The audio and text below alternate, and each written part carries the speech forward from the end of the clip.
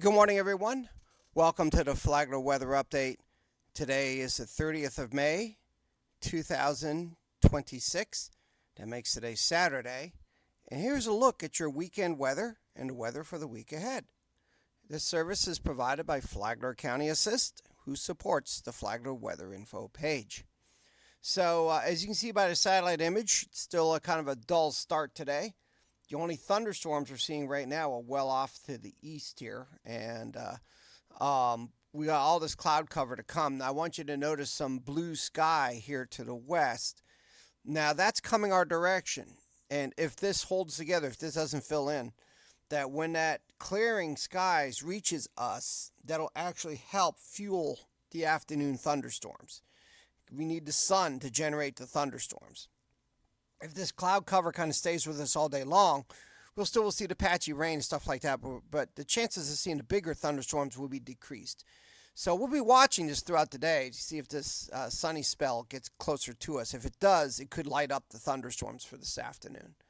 So let's get right into things. Hurricane season starts. Actually, the Hurricane Center's actually started putting out their special weather bulletins and so forth and their updates. But the season starts on June 1st. But right now, we're not looking at any tropical activity to be developing in the next 7 days. We go further into the future, and this takes us into the middle part of June. The only areas of concern that are being watched by the National Hurricane Center right now are out here in the eastern Pacific Ocean. Is it possible if something does get going down here or here, could something possibly give us some more moisture into the Gulf? Possibly, but it's not in the cards right now. So there's been some models and stuff floating around on social media. Don't really worry about that stuff unless something really gets going. There's no concerns for the tropics in our area. But there is going to be some potential for heavy rainfall, and that is mostly thanks to this stalled out front right here. And with the front here, low pressure off to the north, and low pressure kind of spins like that. It's basically drawing a train of deep tropical moisture up over the state of Florida. And that looks to stay with us as we go through the next couple of days. Now, this front's going to kind of play with us a little bit. This front's going to kind of come down and roll back up. So it's going to keep things kind of unsettled as we go into the beginning part of the week. As we go further into the week, there is a possibility that the rain chances will decrease and we'll get more into a kind of a sensible weather pattern. And there are some signals that the weather pattern may actually change, and we'll get into those details here shortly. Let's take a look at potential hazards and what we're looking at.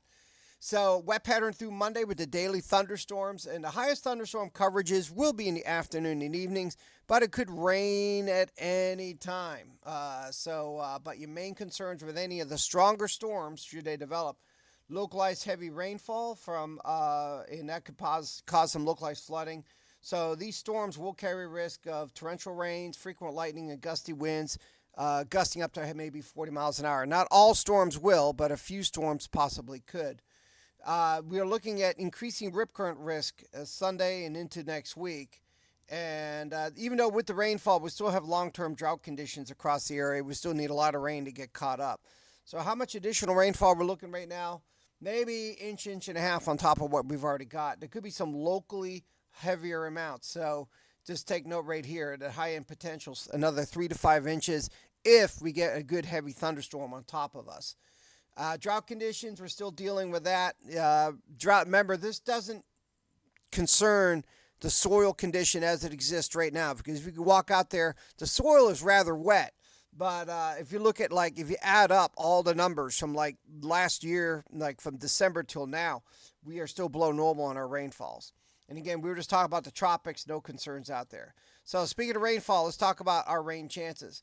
Today, looking at about a 70% chance of rain, showers, and thunderstorms across the county. They could rain at any time, but the best chances in the afternoon.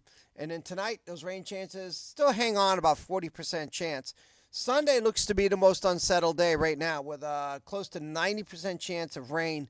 Does not mean rain all day Sunday. It just means that there's a 90% chance that you will see rain at some point during the day on Sunday, and those rain chances decrease Sunday night, but still rather high, 50%. And then about 80% on Monday, 70, 80% on Monday. Monday night, they dwindle down to about 20%. And then Tuesday, about 50%. So you notice a trend here. These rain chances are starting to dwindle down a little bit. Well, about 60% Tuesday night. And then you see about a 40% chance on Wednesday. Wednesday night, 30% chance. And then 35% chance on Thursday. So, yes, the rain chances start dropping off as you go later in the week. And there's going to be a pattern change coming. Looks like in the middle part of the week, another front's going to move across. And as that happens, it's going to switch the wind flow, and the winds are going to be coming in from the east, blowing to the west. And that usually favors thunderstorms going towards the Gulf Coast. And we could get a few coastal showers on the morning here, but the Gulf Coast usually gets the bulk of the rain when we have that pattern going on. So that's what that looks like. So how much rain are we going to get? So let's take a look at that right now. The Weather Service has a new page here, and I'm still learning it. 7-day rainfall totals right now, up to 2 inches, coastal locations. Inch and a half largely, but up to 2 inches in some places with that. And let's see here. So let's go ahead and take a look at temperatures right now. And we're going to look at daily high temperatures. And for today, we are looking at high temperatures right near 90 degrees. Tomorrow rather, look for temperatures again 88 to 90. And we kind of stay the same through Tuesday, a little bit warmer on Tuesday, signal a little bit more sunshine. But then look at Wednesday, 85 degrees for a high temperature, then 84 degrees for a high temperature Thursday, and then 85 on Friday. So things will cool off just a tiny bit, and that's mostly likely due to that breezy onshore wind flow that is to be expected to develop.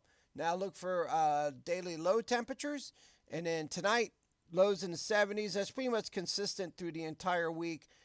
Warmer temperatures at the beaches at night due to the ocean temperature being about 81 degrees. So we are seeing that there. And let's take a look at, let's see here, heat index. So max heat indexes today, about 98, about 95. So not terribly bad, typical for this time of year. But things cool off a little bit. You won't see the heat indexes as high as we go towards the end of the week. Now, let's go ahead and take a look at, let's see if I've got a wind gust thing here. No, sadly, I don't see. Oh, here we go. So let's take a look at winds right now. And we're going to take a look at, let's see here. I just want to take a look at wind gust probabilities here. So we're looking at the winds, which way they're going to be coming from. So Saturday, out of the west.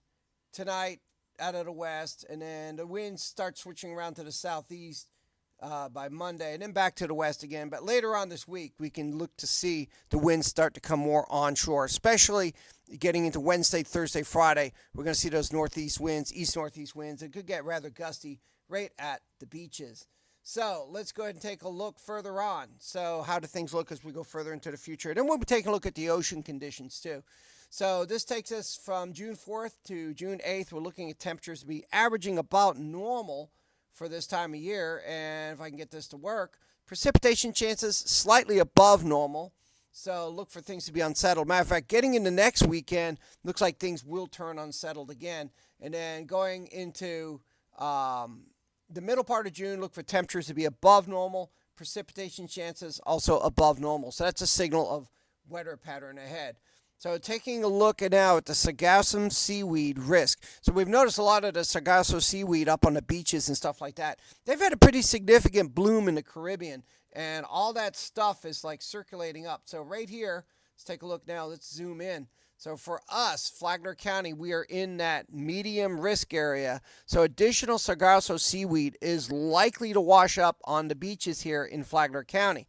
Now, just to make it understand, so folks understand how things work, this is the Gulf Stream right here. And then there's a current that comes down from the north to the south. This part of the Gulf Stream that splits off up by North Carolina, and it comes back down the East Coast very slowly. So usually things that wash up on our beaches go north first if they're out in the Gulf Stream, and then come back around and then land on our beaches. That's why one of the reasons why the ocean temperature is always significantly warmer in South Florida.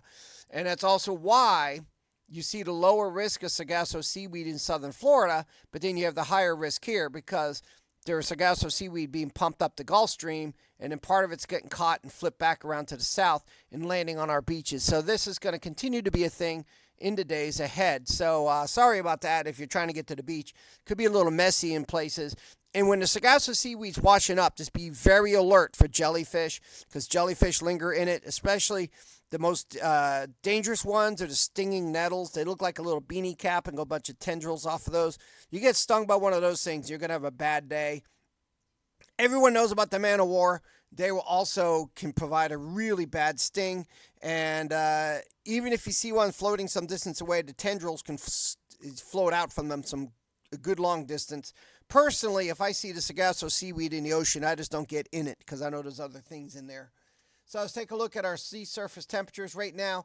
For our area here, we're looking at ocean temperatures right around 27, 26, 27 to 28 degrees Celsius. That translates to about 80 to 81 degrees for our area here. 26 degrees Celsius sitting right at 80. So looking at in the low 80s for our area here as far as sea surface temperatures are concerned. So anyhow, that's going to wrap things up. I appreciate everyone taking time to tune in with us. If you're just joining us, you can rewatch this once we close out the live video. I'll also put a link up for our YouTube channel so you can rewatch it there as well. Don't forget, you can follow us on TikTok at Flagler Weather Info. You can follow us on YouTube at Flagler Weather Info. And we will be posting this video here as well. So everyone have a great day. Be sure to follow our page for additional updates. Everybody have a lovely weekend.